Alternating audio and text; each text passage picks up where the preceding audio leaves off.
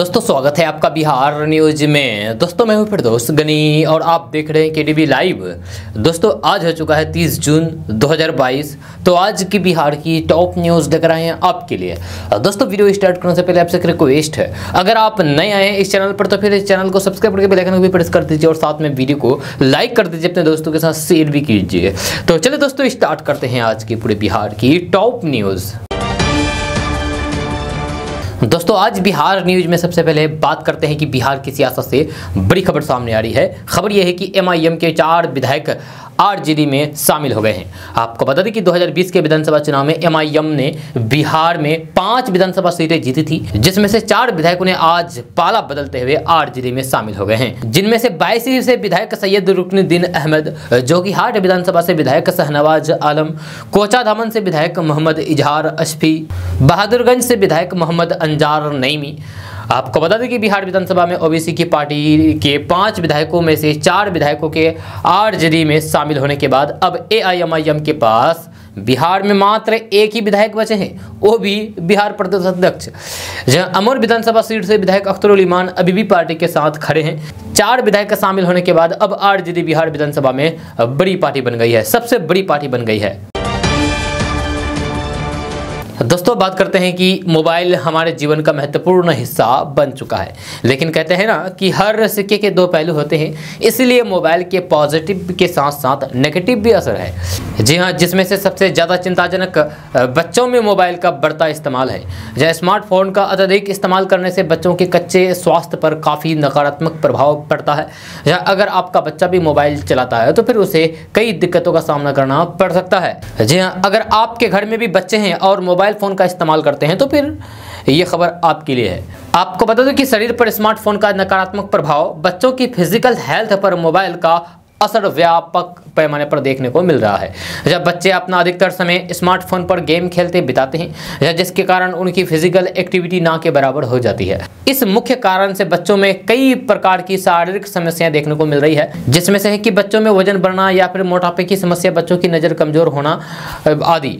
बच्चों में आलस बढ़ना, स्टेमिना में कमी, मेंटल हेल्थ पर स्मार्टफोन का नेगेटिव असर, फिजिकल हेल्थ के साथ स्मार्टफोन बच्चों को मानसिक रूप से भी बीमार कर सकता है। स्मार्टफोन का अत्यधिक इस्तेमाल करने के कारण बच्चों का बिहेवियर काफ़ी तेजी के साथ बदल रहा है, जिसके परिणाम काफ़ी घातक हो रहे हैं। जहाँ बच्चे हिंसक हो जा रहे हैं। मोबाइल चलाने के कारण पेरेंट्स यानी कि माता पिता को बच्चों के स्वभाव में ये परिवर्तन देखने को मिल रहा है, जो अभी हम आपको बताने जा रहे हैं। तो बात करते हैं कि बच्चों में चिड़चिड़ापन की शिकायतें सबसे ज़्यादा देखने को मिल रही है। जब बच्चों में गुस्सेल प्रवृत्ति बढ़ती जा रही है, बच्चों में सहन शक्ति की कमी भी देखी जा रही है। जब पढ़ाई को लेकर के बच्चों में रुचि कम देखने को मिल रही है। अब बात करते हैं कि बच्चों को स्मार्टफोन के साइड इफेक्ट से कैसे बचाया जाए। तो इसके जवाब में मोबाइल के हेल्थ पर बढ़ते नकारात्मक प्रभाव को माता पिता बच्चों पर लगातार निगरानी रख करके दूर कर सकते हैं। जब माता पिता को शुरुआत में थोड़ी मेहनत ज़्यादा करनी पड़ेगी, लेकिन धीरे धीरे बच्चे को जब आदत पड़ जाएगी तो फिर माता पिता भी टेंशन फ्री कर सकते हैं। दोस्तों बात करते हैं कि बिहार में शिक्षक बनने की चाहत रखने वाले लोगों के लिए बड़ी खबर सामने आ रही है। ताजा रिपोर्ट्स के मुताबिक बिहार में 7वें चरण के शिक्षक बहाली को लेकर के बिहार के शिक्षा मंत्री विजय कुमार चौधरी ने अहम जानकारी दी है। साथ ही साथ उन्होंने कहा है कि 6ठे चरण की नियोजन प्रक्रिया पूरी होने के बाद 7वें चरण की प्रक्रिया शुरू हो जाएगी। खबर के अनुसार एक सवाल का जवाब देते हुए मंत्री ने कहा है कि राज्य में 6ठे चरण की भर्ती प्रक्रिया चल रही है, जहां इस प्रक्रिया के खत्म होने के तुरंत बाद 7वें चरण का नियोजन शुरू किया जाएगा और 7वें चरण के तहत शिक्षक की भर्ती की जाएगी। आपको बता दें कि बिहार में 6ठे चरण की नियोजन प्रक्रिया चल रही है। इस नियोजन प्रक्रिया में कई पद खाली रह गए हैं, जहाँ इन खाली पड़े पदों को 7वें चरण की भर्ती प्रक्रिया में भरा जाएगा। जुलाई के अंतिम सप्ताह में खाली पड़े पदों की भर्ती की संख्या जारी की जाएगी। दोस्तों बात करते हैं कि बिहार के सरकारी स्कूलों में पढ़ाई करने वाले बच्चों के लिए अच्छी खबर सामने आ रही है। ताज़ा रिपोर्ट के मुताबिक बिहार के सरकारी स्कूलों में वेकेशन कोर्स की पढ़ाई कराई जाएगी। इसको लेकर के विभाग के स्तर पर तैयारियां शुरू कर दी गई है। खबर के अनुसार स्कूलों में छात्र छात्राओं को वेकेशनल कोर्स के रूप में ब्यूटिशियन, सुरक्षा, टूरिज्म, रिटेल मैनेजमेंट और ऑटोमोबाइल आदि की पढ़ाई कराई जाएगी।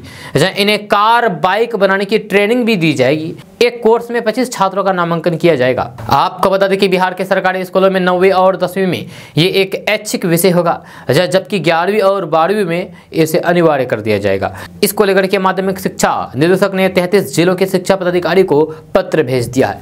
मिली जानकारी के अनुसार 9वीं में ऐच्छिक विषय में सत्र 2022-23 में नामांकन करना सुनिश्चित कर दिया गया है। इसको लेकर के तैयारियां की जा रही है, साथ ही साथ स्कूलों का चयन भी किया जा रहा है। हालांकि पटना, बक्सर, भोजपुर, बेगूसराय, पूर्वी चंपारण जिले इस कोर्स में नहीं जुड़ेंगे।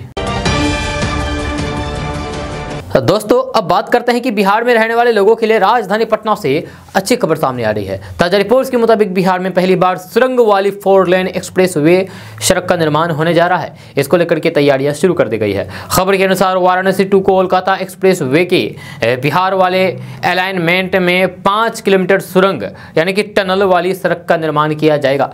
मीडिया रिपोर्ट्स के मुताबिक सुरंग वाली 4 लेन एक्सप्रेस वे सड़क बिहार के कैमूर जिले में बनाया जाएगा। हालांकि इस सुरंग वाली सड़कों के निर्माण को लेकर के मंत्रालय से अनापत्ति प्रमाण पत्र लिया जाना है। इस प्रमाण पत्र के मिल जाने के बाद इसका DPR तैयार किया जाएगा। इससे लोगों का आवागमन सुगम होगा और यात्रा के दौरान ये सुरंग लोगों को रोमांचित करेगा। आपको बता दें कि Varanasi to Kolkata expressway का निर्माण करीब 16,142 करोड़ रुपए में होगा। ये सड़क बिहार के कैमूर जिले में 52 किलोमीटर, रोहतास में 36 किलोमीटर, औरंगाबाद में 38 किलोमीटर और गया जिले में 33 किलोमीटर का होगा। दोस्तों, बात करते हैं कि 8 साल के इंतजार के बाद आखिरकार बिहार स्टाफ सिलेक्शन कमीशन यानी कि BSSC ने 10+2 यानी कि इंटर लेवल कंबाइंड एग्जाम का रिजल्ट घोषित कर दिया है। जहां उम्मीदवार लंबे समय से रिजल्ट का इंतजार कर रहे थे, अब फाइनल रिजल्ट घोषित कर दिया गया है। जिन उम्मीदवारों ने इस परीक्षा में भाग लिया था वे अब आयोग की आधिकारिक वेबसाइट bssc.bihar.gov.in के माध्यम से रिजल्ट देख सकते हैं। दोस्तों, बात करते हैं कि श्रावणी मेले को देखते हुए पर्यटन विभाग की ओर से बांका के अबरखा में 500 व्यक्तियों के सोने के लिए टेंट सिटी बनाई जाएगी, जहां इनमें से महिला और पुरुष के लिए अलग अलग 50 शौचालय, स्नान गृह, पेयजल सुरक्षा और कूड़ा निस्तारण की व्यवस्था होगी। टेंट सिटी की निगरानी CCTV कैमरे से होगी। जब मेले में सभी 30 दिन सांस्कृतिक कार्यक्रम का आयोजन होगा, जिसके लिए लाइट एंड साउंड की सुविधाओं के साथ स्टेज का निर्माण किया जाएगा। VIP लॉन्च और 24 घंटे निर्बाध विद्युत आपूर्ति की भी व्यवस्था होगी। आपको बता दें कि कोरोना के मामले सामने आने के बाद गुजरे 2 साल श्रावणी मेला स्थगित रहा। दोस्तों, बात करते हैं कि बिहार में त्योहारों का सीजन शुरू होने में अभी लगभग 4 माह का समय बाकी है, लेकिन दूसरे राज्यों से बिहार आने वाली ट्रेनों में अभी से ही हाउसफुल का बोर्ड लग गया है। जहां आलम यह है कि अधिकतर ट्रेनों में वेटिंग लिस्ट 400 से 500 तक पहुंच गई है। जहां वही वेटिंग लिस्ट की संख्या को देखते हुए कुछ ट्रेनों में बुकिंग तक बंद कर दी गई है। जहां अब अगर आने वाले त्योहारों में परिवार के साथ समय बिताना है तो फिर जल्द अपनी टिकट बुक करा ले, शायद दोबारा मौका ना मिले। दिल्ली से चलने वाली बिहार संपर्क क्रांति ट्रेन में मंगलवार को टिकट बुकिंग बंद करा दी गई है। इससे गाड़ी के स्लीपर क्लास में वेटिंग लिस्ट 300 से के पार चली गई है। त्योहारों में अपने घर आने के लिए अब यात्रियों के पास अभी तत्काल कोटा के तहत टिकट बुक कराने का विकल्प रहेगा, मगर उसमें भी टिकट बुक करा पाना आसान नहीं है। खास करके ऑनलाइन बुकिंग करा पाना बेहद मुश्किल काम होगा। वही दूसरा विकल्प स्पेशल ट्रेन हो सकती है। हर साल की तरह रेलवे त्योहारों से पहले कुछ स्पेशल ट्रेनें चलाएगा। इससे यात्रियों को दूसरी ट्रेनों में टिकट बुकिंग की सुविधा मिल सकेगी, लेकिन इन ट्रेनों को लेकर के नियमित रूप से रेलवे की साइट्स पर निगरानी रखनी होगी। दोस्तों, बात करते हैं कि अग्निपथ योजना को लेकर के बिहार में विपक्ष जबरदस्त तरीके से प्रदर्शन कर रहा है।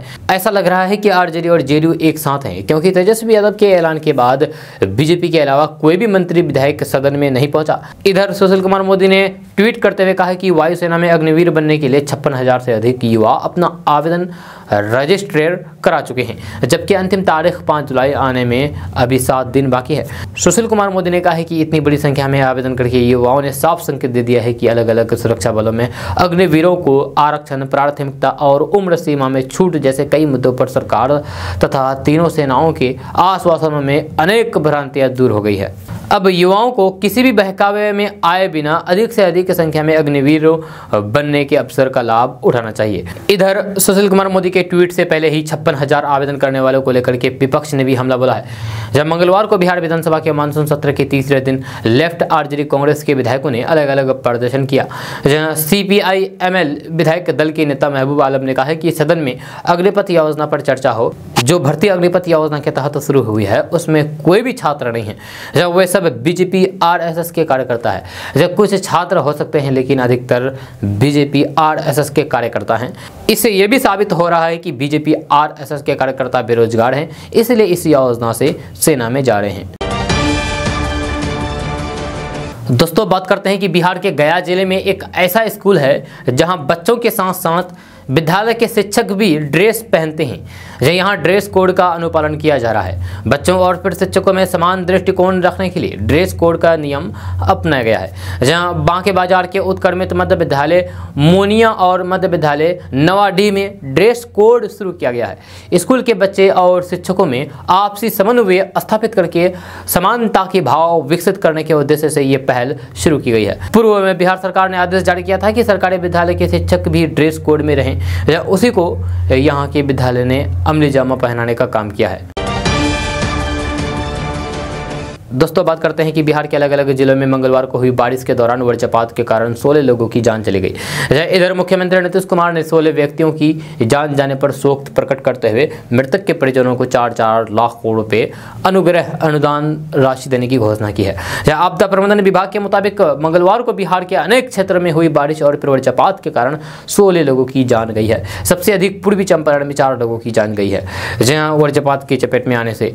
जब वज्रपात से पूर्वी चंपारण में 4, भोजपुर और सारण में 3-3, पश्चिमी चंपारण और अररिया में 2-2 तथा बांका एवं मुजफ्फरपुर में 1-1 व्यक्ति की जान गई है। बिहार में 16 लोगों की जान जाने पर मुख्यमंत्री नीतीश कुमार मर्माहत है और उन्होंने प्रभावित परिवारों के प्रति अपनी गहरी शोक संवेदना जताई है। मुख्यमंत्री नीतीश कुमार ने कहा है कि आपदा की इस घड़ी में वे प्रभावित परिवारों के साथ है। जब मुख्यमंत्री ने सभी मृतक के परिवार वालों को तत्काल 4-4 लाख रुपए अनुग्रह अनुदान देने की निर्देश दिए हैं। दोस्तों बात करते हैं कि बिहार के जहानाबाद जिले के घोसी थाना क्षेत्र के 80 बीघा अलालपुर गांव में गैस सिलेंडर लीक होने से एक घर में लगी आग में 2 बच्चों की जान चली गई। जहां वहीं हादसे में 3 लोग बुरी तरीके से घायल हो गए हैं। जब बुधवार की सुबह गैस सिलेंडर पर अर्जुन मिस्त्री के परिजन द्वारा खाना बनाया जा रहा था, इसी दौरान गैस लीक हो गया और घर में आग लग गई। घर के सदस्यों द्वारा इधर उधर भागने लगा, लेकिन आग की लपटें इतनी तेज थी कि इस घटना में 2 बच्चे की जान चली गई। इसी बीच आसपास के लोग जोर जोर से चिल्लाने लगे तो फिर गांव के लोगों ने घटनास्थल पर पहुंच करके आग बुझाने का प्रयास करने लगे, लेकिन तब तक आग की तेज लपटें पूरे घर को अपनी चपेट में ले लिया था, जिससे 2 लोगों की जान चली गई। दोस्तों बात करते हैं कि बिहार के किशनगंज जिला के कोचाधामन थाना क्षेत्र की गरगांव पंचायत के सराय गांव में एक बच्चे के नदी में डूबने से जान चली गई। जी आपको बता दूं कि अभी बिहार में बाढ़ का कहर जारी है। तमाम नदियां उफान पर है और लोगों के खेतों को तबाह किया जा रहा है। जहाँ इस बीच लोगों के डूबने से जान जाने की खबरें भी लगातार सामने आ रही है। जहाँ इसी बीच बिहार के किशनगंज जिला के कोचाधामन थाना क्षेत्र के सराय गाँव में एक बच्चे की डूबने से जान चली गई। आपको बता दूं कि ये बच्चा अपने खाला के यहाँ आया हुआ था और मछली पकड़ने के लिए नदी में उतर गए, लेकिन नदी में उसकी डूबने से जान चली गई। आपको बता दूं कि ये बच्चा पुठीमारी गांव का रहने वाला था, जहां ये अपने खाला के यहाँ सराय आया हुआ था, लेकिन इस बीच ये घटना घट गई। दोस्तों बात करते हैं कि बिहार पुलिस की मुखिया डीजीपी संजीव कुमार सिंघल ने अग्निपथ योजना के विरोध को देखते हुए सभी जिलों के पुलिस अधीक्षकों को विशेष अलर्ट पर रहने का निर्देश दिया है। सभी जिलों के पुलिस अधीक्षकों को निर्देश दिया गया है कि लॉज, हॉस्टल और कोचिंग संस्थानों से जुड़े इलाकों में विशेष निगरानी की जाए। संभावित आंदोलन और फिर प्रदर्शनों को देखते हुए सतर्क रहते हुए पुलिस बलों की आवश्यकता प्रतिनियुक्त की जाए। डीजीपी संजीव कुमार सिंघल यानी कि एसके सिंघल ने सभी जिले के पुलिस अधीक्षकों को निर्देश दिया है कि छोटी छोटी घटनाओं पर भी नजर रखें ताकि किसी भी अनहोनी से बचा जा सके। दोस्तों बात करते हैं कि बिहार विधानसभा को सबसे सुरक्षित और चाक चौबंद जगह माना जाता है, लेकिन इसी जगह से अगर किसी माननीय यानी कि विधायक का हीरा गायब हो जाए तो आप क्या कहेंगे। जहां मंगलवार को बिहार विधानसभा में एक ऐसी ही घटना हुई जिसमें विधायक जी की अंगूठी से हीरा गायब हो गया। जब वो भी ऐसे गायब हुआ कि लाख खोजने के बाद भी इसका पता नहीं चल सका। यह सब कुछ हुआ पटना में स्थित बिहार विधानसभा परिसर में। दरअसल मंगलवार को भी बिहार विधानसभा में अग्निपथ योजना का विरोध जारी था। इस विरोध में विपक्ष के विधायकों के साथ गोपालगंज जिला से आरजेडी विधायक प्रेम शंकर प्रसाद भी ताली बजा रहे थे, लेकिन ये ताली उस वक्त विधायक जी को बेहद महंगी पड़ी जब प्रेम शंकर की अंगूठी से हीरा निकलकर कहीं जा गिरा। जब कीमती हीरे की अंगूठी से लाखों का हीरा गायब होने से विधायक प्रेम शंकर पसीने से तरबतर हो गए। इनके साथ उनके करीबी विधायक दोस्तों ने गुम हुए हीरे को खोजने की काफी कोशिश की। सभी लोग कभी मेज के नीचे झांकते देखे तो फिर कभी फर्श पर लगे कालीन को पैनी नजर से देखते रहे। यहाँ तक कि अंत में सुरक्षा में लगे सुरक्षाकर्मियों और चपरासी को भी हीरा की खोजने में लगाया, मगर हीरा ऐसा गुम हुआ कि कहीं भी नहीं मिला। हीरा नहीं मिलने से प्रेम शंकर निराश हो गए। प्रेम शंकर प्रसाद के बेहद करीबी दोस्त और आरजेडी विधायक डॉक्टर मुकेश रोशन ने बताया है कि जिस अंगूठी से हीरा गायब हुआ है वह प्रेम शंकर प्रसाद को उनकी पत्नी ने एंगेजमेंट के वक्त उनको पहनाया था। इस कारण भी ये अंगूठी प्रेम शंकर के दिल से बेहद करीब था। मगर मंगलवार को विधानसभा में विरोध प्रदर्शन के बीच ताली बजाने के दौरान ही अंगूठी से हीरा निकल करके कहीं गायब हो गया। दोस्तों बात करते हैं कि केंद्रीय मंत्री धर्मेंद्र प्रधान ने कहा है कि बिहार में भाजपा तथा जदयू के बीच सब कुछ ठीक है और नीतीश कुमार मुख्यमंत्री के रूप में अपना कार्यकाल पूरा करेंगे।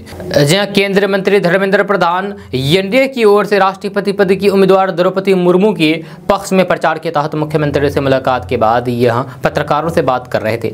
धर्मेंद्र प्रधान ने कहा है कि हमने एक आदिवासी महिला को मैदान में उतारा है जिनका पूर्व मंत्री के रूप में ओडिशा और राज्यपाल के तौर पर झारखंड में एक विशेष रिकॉर्ड है। जहां हमें खुशी है कि जब उन्होंने अपना नामांकन पत्र दाखिल किया तो फिर पूरा एनडीए एकजुट हो गया। जब वे समर्थन हासिल करने के लिए जल्द ही बिहार का भी दौरा करेगी। दोस्तों बात करते हैं कि बिहार विधानमंडल के मानसून सत्र का आज 5वां दिन है। जब पिछले 3 दिनों के सत्र के दौरान विपक्षी दलों के सदस्यों ने अग्निपथ स्कीम पर चर्चा करने की मांग को लेकर के जमकर के हंगामा मचाया। जब विधानसभा अध्यक्ष की चर्चा से इनकार करने पर विपक्ष ने मानसून सत्र का बहिष्कार कर दिया। ऐसे में चौथे दिन की कार्रवाई के दौरान सदन में बीजेपी और जेडीयू के अलावे सिर्फ एनडीए के सदस्य ही मौजूद थे। शांतिपूर्ण ढंग से चल रही कार्रवाई के बीच सरकार की सहयोगी बीजेपी विपक्ष की भूमिका में आ गई। जब प्रश्नोत्तर काल के दौरान बीजेपी विधायक ने अपने ही सरकार को कटघरे में खड़ा कर दिया। दरअसल विधानसभा की कार्रवाई शुरू होते ही बीजेपी विधायक अरुण शंकर प्रसाद ने शौचालय के मुद्दे को सदन में उठाया। उन्होंने कहा कि सर्वे में ये बात सामने आई है कि बिहार के 62% घरों में ही शौचालय है, जबकि 38% घरों में शौचालय उपलब्ध नहीं है। उनका कहना था कि आखिरकार सरकार क्या कर रही है, हम इतने निचले पायदान पर कैसे पहुंच गए। बीजेपी विधायक ने कहा है कि इस योजना में बड़े स्तर पर भ्रष्टाचार हुआ है और इसको लेकर के बिहार की नाक कट रही है। सरकार की तरफ से ग्रामीण विकास मंत्री श्रवण कुमार ने सदन को बताया है कि सरकार इसको लेकर के लगातार प्रयासरत है। उन्होंने बताया है कि जांच के दौरान 40,000 शौचालयों के निर्माण में गड़बड़ी पाई गई है। इसके अलावा अगर और भी कहीं का मामला है तो फिर सरकार उसकी भी जांच कराएगी। उन्होंने कहा है कि सरकार की कोशिश है कि बिहार के हर घर में शौचालय हो, इस पर सरकार काम कर रही है। जहाँ इधर बीजेपी विधायक के ये कहने पर कि सरकार की नाक कट रही है, इस पर विधानसभा अध्यक्ष ने नाराजगी जताते हुए कहा है कि इसका कोई मतलब नहीं है। दोस्तों बात करते हैं कि बिहार में एक साथ 2 हवाओं का सिस्टम सक्रिय है, जिसकी वजह से उत्तर बिहार के करीब 20 जिले में मध्यम दर्जे की बारिश हो रही है।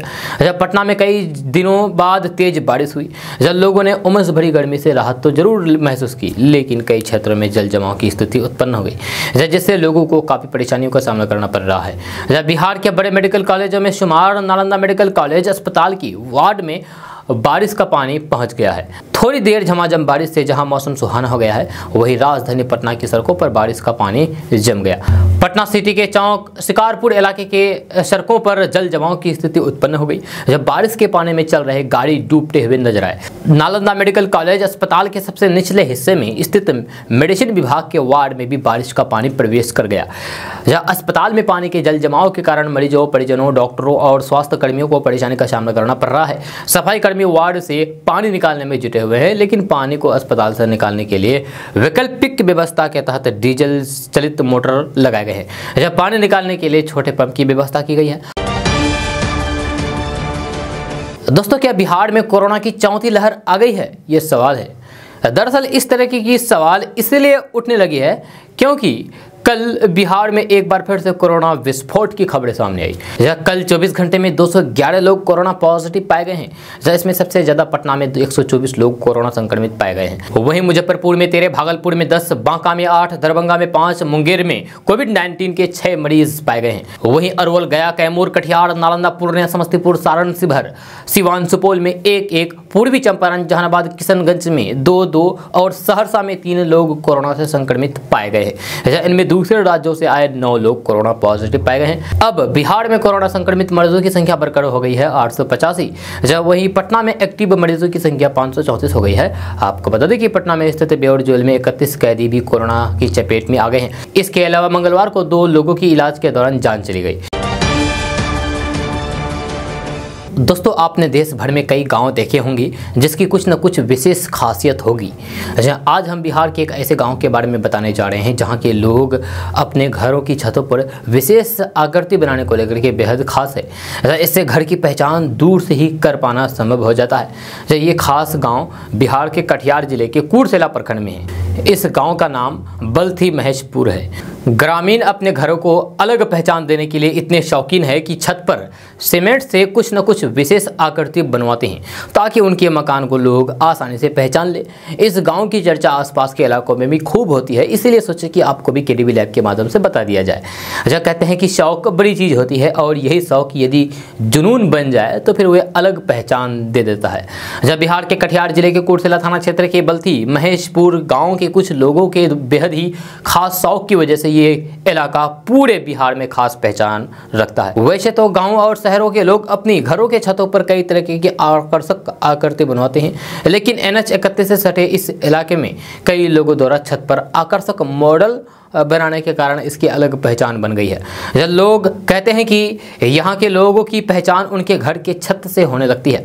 जब बिहार के कटिहार जिले का बल्थी महेशपुर गांव के लोग अपनी छतों पर विशेष आकृति बनवाते हैं ताकि उनकी अलग पहचान कायम रहे। यहाँ आप छत पर बने प्लेन की आकृति को देख सकते हैं। बात करते हैं कि आखिर इसकी शुरुआत किसने की, तो इसकी शुरुआत जॉब कंसल्टेंसी के काम से जुड़े रोमी खान ने की थी। दरअसल इसी इलाके के रहने वाले मजदूर अशोक बाहर में इसी काम से जुड़े हुए जानकारी देते हुए रोमी खान से उनके घर के छत पर आकर्षक सीमेंट के मॉडल बनवाने की मौका देने का गुजारिश की थी। जब रोमी खान ने अशोक को मौका देते हुए अपने व्यवसाय से जुड़े पहचान को कायम करने के लिए छत पर एयर इंडिया लिखा हुआ एरोप्लेन बनवा लिया। अच्छा, फिर क्या था, इसी को देखते हुए बगल में ही कुछ दूरी पर मुकेश गुप्ता ने अपने छत पर सीमेंट से धार्मिक मान्यता के अनुसार भोले बाबा के वाहन नंदी बेल बनवा दिया। नवाबगंज में नीरज मंडल ने अपने घर की छत पर फुटबॉल के साथ बाज की आकृति बनवा ली। इस इलाके में चर्चा यह भी है कि लोग घर से नहीं बल्कि अब अपने घरों की छतों पर बने आकर्षक मॉडल के कारण पहचाने जाने लगे हैं। आगे इस क्षेत्र के कई और लोग कुछ खास मॉडल के साथ अपनी छतों को सुसज्जित करने की विचार कर रहे हैं। रोमी खान कहते हैं कि उनके मकान की छत पर बने सीमेंट के एरोप्लेन से शुरू हुआ ये शौक अब पूरे इलाके की पहचान बन रहा है। जहाँ स्थानीय विधायक विजय सिंह कहते हैं कि इस इलाके में लोग काफ़ी शौकीन हैं और अलग पहचान बनाने के लिए लोग अपने अपने घरों की छतों पर आकर्षक आकृति बनवाते हैं। दोस्तों, बात करते हैं कि दक्षिण पश्चिमी मानसून के सक्रिय होने के साथ ही नेपाल की सीमा से सटे बिहार के जिलों में लगातार मूसलाधार बारिश हो रही है। जहाँ तराई के इलाके में भारी से भारी बारिश होने के कारण कई नदियां उफान पर है। इससे किशनगंज जिला काफ़ी प्रभावित हुआ है। जहाँ किशनगंज जिले के निचले इलाकों में बाढ़ का पानी भर गया है। जहाँ साथ ही साथ कटाव भी तेज हो गया है और सड़कें भी डूब गई है। इससे भयभीत ग्रामीण अपने घरों को छोड़ने को मजबूर हो गए हैं। जहाँ ग्रामीण सुरक्षित जगहों की ओर जाने लगे हैं। आपको बता दें कि बारिश के मौसम में सीमांचल का इलाका अक्सर ही बाढ़ की चपेट में आ जाता है। इससे लाखों लोग प्रभावित होते हैं। नेपाल के तराई क्षेत्र और फिर किशनगंज में लगातार हो रही बारिश से रेतुआ, कनकई आदि नदियों के जलस्तर में वृद्धि हो गई है। इससे टेरागाछ प्रखंड के निचले इलाके में पानी घुस गया है। टेरागाछ प्रखंड क्षेत्र के अंतर्गत हवाकोल, चिल्हनिया पंचायत के सुहिया गांव सहित कई अन्य गाँव में पानी भर गया है। कई जगहों पर प्रधानमंत्री सड़क और मुख्यमंत्री सड़क भी डूब गई है। नदियों को पार करने के लिए बनाए गए चचरी के पुल भी तेज बहाव में बह गए हैं। ऐसे में लोग नाव के सहारे नदी पार करने को मजबूर हैं। दोस्तों, दोस्तों बात करते हैं कि बिहार विधानमंडल के मानसून सत्र के प्रश्नकाल के दौरान मंगलवार को उद्योग मंत्री सैयद शाहनवाज हुसैन ने विधान परिषद सदस्यों के सवालों का जवाब दिया। जहां उद्योग मंत्री सैयद शाहनवाज हुसैन ने बताया है कि बिहार के औद्योगिक विकास के लिए जितना संभव हो उतनी कोशिश की जा रही है। जहाँ बिहार में बीएडा के 74 औद्योगिक क्षेत्र हैं, जहाँ इनमें से कई औद्योगिक क्षेत्र के विकास पर 174 करोड़ की राशि खर्च की जा रही है। जहाँ बिहार में मौजूद अलग अलग औद्योगिक क्षेत्र में कुल 19 जगहों पर करीब 5 लाख वर्ग फीट में प्लग एंड प्ले सुविधा की तर्ज पर आधारभूत संरचना का विकास किया जा रहा है, ताकि उद्यमी अपना साजो सामान लेकर के यहाँ आए और औद्योगिक गतिविधियाँ शुरू करें। विधान परिषद में प्रश्नकाल के दौरान सदस्य रामचंद्र पूर्वे ने बिहार में बीएडा के औद्योगिक क्षेत्र के विकास और फिर यहाँ जमीन के आवंटन के संबंध में सवाल पूछा था। इसके जवाब में उद्योग मंत्री सैयद शाहनवाज हुसैन ने कहा है कि वित्तीय वर्ष 2021-22 में बिहार के अलग अलग जिलों में कुल 60 औद्योगिक इकाइयों की स्थापना के लिए कुल 350 एकड़ भूमि आवंटित की गई है। उन्होंने कहा है कि चीनी मिलों की कुल 2442 एकड़ भूमि बीएडा के हस्तांतरण की गई है। इसका मास्टर प्लान तैयार करके यहाँ उद्योगों की स्थापना के लिए आधारभूत संरचना का विकास किया जा रहा है। दोस्तों बात करते हैं कि दुनिया में वैसे ही बेरोजगारी काफ़ी बढ़ गई है। जितनी तेज़ी से जनसंख्या बढ़ी है, नौकरी के अवसर उतना ही तेज़ी से नहीं बढ़ पाए। यह नतीजा ये हुआ कि बेरोजगारी में बढ़ोतरी हो गई, लेकिन लगता है कि आने वाले समय में सॉल्व होने की जगह और बढ़ने वाली है। यहाँ ऑक्सफोर्ड यूनिवर्सिटी द्वारा किए गए सर्वे के बाद चेतावनी जारी की गई है कि अगले 25 साल में रोजगार के अवसर काफ़ी कम हो जाएंगे। कई कामों के बदले अभी इंसान सैलरी उठा रहा है, या उसे अपने फ़ायदे के लिए कंपनियां रोबोट से करवाना शुरू कर देगी। या रोबोट्स द्वारा काम करने से दुनिया में बेरोजगारी काफ़ी ज़्यादा बढ़ जाएगी। या हम आपको इन जॉब लिस्ट में से प्रमुख नौकरियों के बारे में बताने जा रहे हैं। वेयर हाउस वर्कर, बड़ी कंपनियां जैसे अमेजॉन आदि अपना अलग वेयर हाउस रखती है। यहाँ सामान स्टॉक किया जाता है। अभी इन्हें स्टॉक करने, मेंटेन करने के लिए बड़े पैमाने पर वेयर हाउस वर्कर रखे जाते हैं, लेकिन आने वाले समय में इन्हें रोबोट्स रिप्लेस कर देगी। हालांकि एलन मस्क ने साफ कर दिया है कि रोबोट्स थोड़ी सी टेक्निकल फॉल्ट की वजह से काफ़ी नुकसान कर देते हैं। इस वजह से कभी भी उनका वेयर हाउस 100% रोबोट्स पर निर्भर नहीं करेगा और इंसान उसमें हमेशा काम करेंगे, लेकिन इसके बावजूद भी कुछ लोगों की छटनी जरूर हो जाएगी। इस समय ज़्यादातर लोग एक से दूसरे जगह जाने के लिए उबर और ओला पर निर्भर करते हैं। इससे ड्राइवर को नौकरी के अवसर मिल गए हैं, लेकिन कहा जा रहा है कि आने वाले 20 से 25 सालों में कार सेल्फ ड्राइवर करने लगेगी और इस तरह ड्राइवर्स की ज़रूरत ख़त्म हो जाएगी। टेस्ला के ऑटोमोबाइल की दुनिया में क्रांति ला दी है। सेल्फ ड्राइविंग कार्स ने दुनिया में अलग ही कहानी लिखती है। अब आने वाले समय में मैकेनिक्स ज़्यादातर कंप्यूटर साइंटिस्ट बन जाएंगे, यानी कि आने वाले समय में गाड़ियों को ठीक करने के लिए लगाए गए कार के नीचे काम करके हाथ गंदे करने की ज़रूरत नहीं होगी।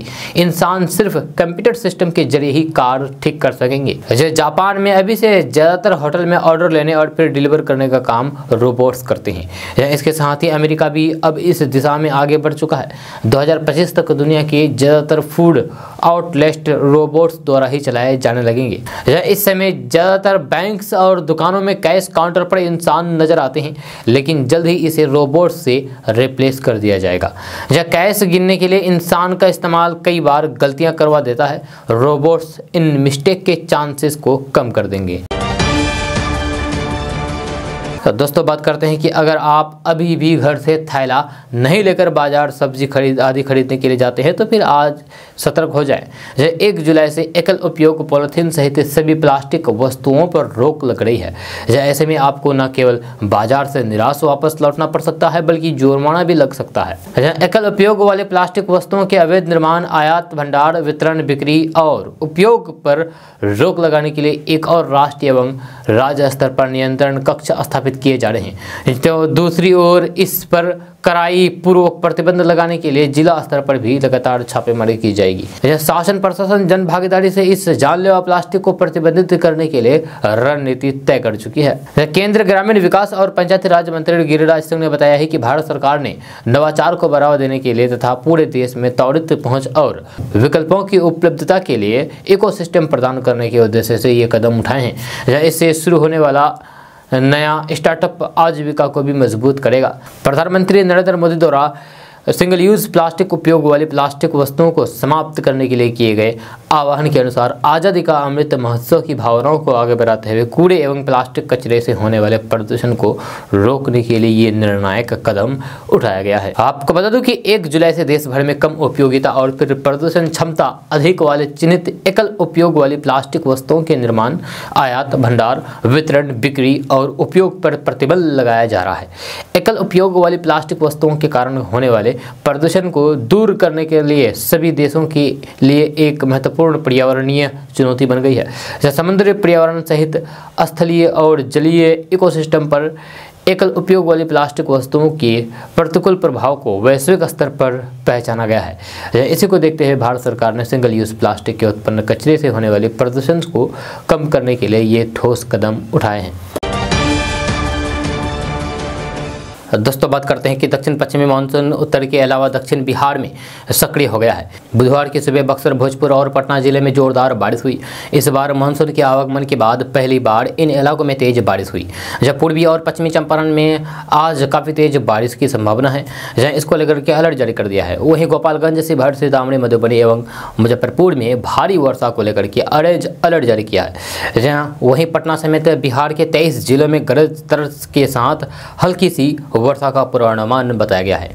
कल पूर्व पश्चिम ट्रफ रेखा उत्तर पश्चिम राजस्थान से पश्चिम मध्य बंगाल की खाड़ी तक उत्तर पूर्व राजस्थान, उत्तर हिमाचल प्रदेश, छत्तीसगढ़ से होते हुए समुद्री तल से गुजर रही है। इसके प्रभाव से बिहार में वर्षा की गतिविधियों में वृद्धि के आसार हैं। जहाँ वहीं कल पटना से सटे बिहाटा, मुजफ्फरपुर, समस्तीपुर, वैशाली, बेहटा, जहानाबाद, नालंदा समेत उत्तर बिहार के जिले में वर्षा दर्ज की गई।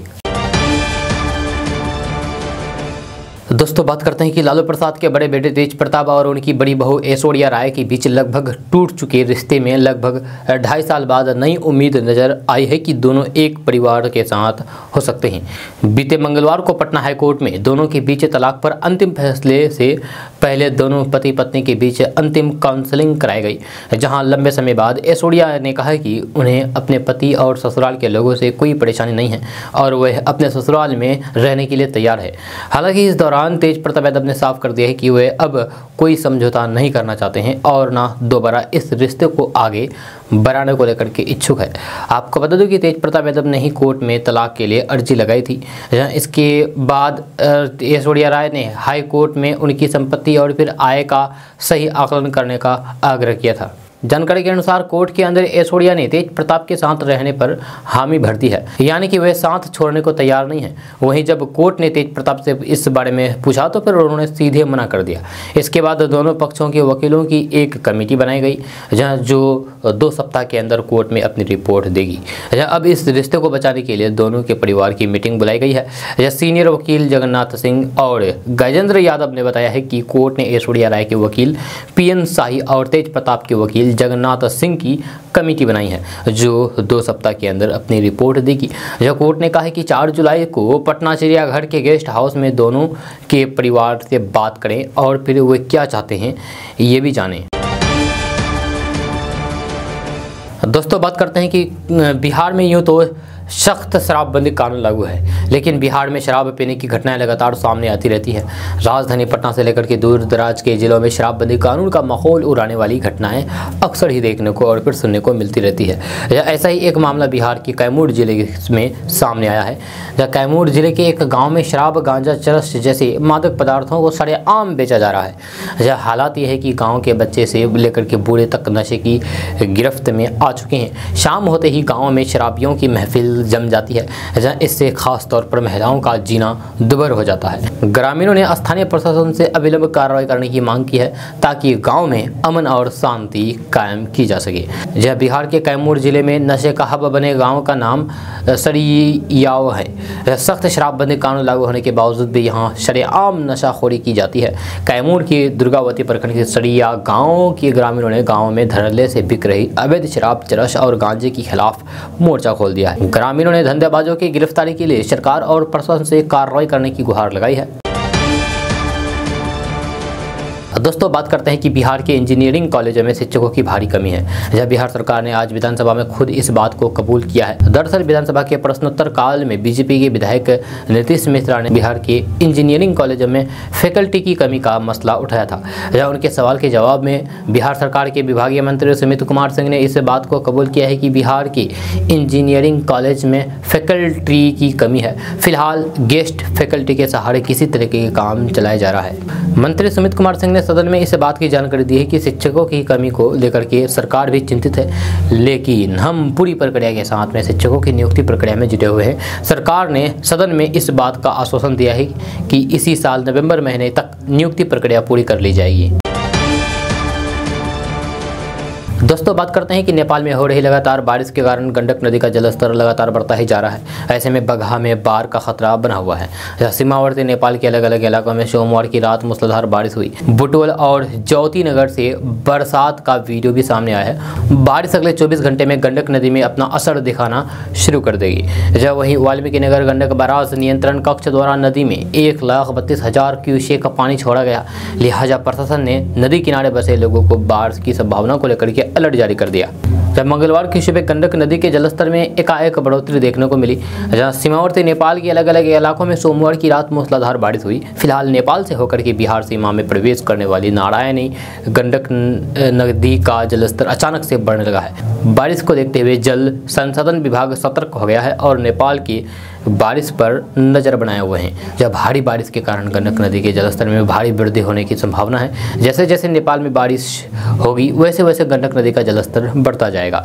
नेपाल में जब भी बारिश होती है उसका असर अगले 24 घंटे के बाद बगहा, बेतिया, गोपालगंज, मोतिहारी, किशनगंज, अररिया, कटिहार, पूर्णिया जिलों में दिखने लगता है। नेपाल मौसम विभाग के मुताबिक सामान्य से अधिक बारिश के आसार हैं। एहतियात के तौर पर गंडक बैराज के सीमावर्ती ड्यूटी पर मुस्तैद है। यह अभियंताओं की टीम चौकस है। जैसे जैसे नेपाल में बारिश होगी वैसे वैसे गंडक नदी का जलस्तर बढ़ता चला जाएगा। दोस्तों आज का न्यूज़ बस ये तक। कैसा लगा जरूर अपना सुझाव दीजिएगा नीचे कमेंट बॉक्स में कमेंट करके। अगर आप नए आए हैं इस चैनल पर तो फिर चैनल को सब्सक्राइब करके बेल आइकन भी प्रेस कर दीजिए और साथ में वीडियो को लाइक कर दीजिए, अपने दोस्तों के साथ शेयर भी कीजिए। तो चलो दोस्तों फिर मिलते हैं कल की वीडियो में, तब तक के लिए जय हिंद, जय बिहार।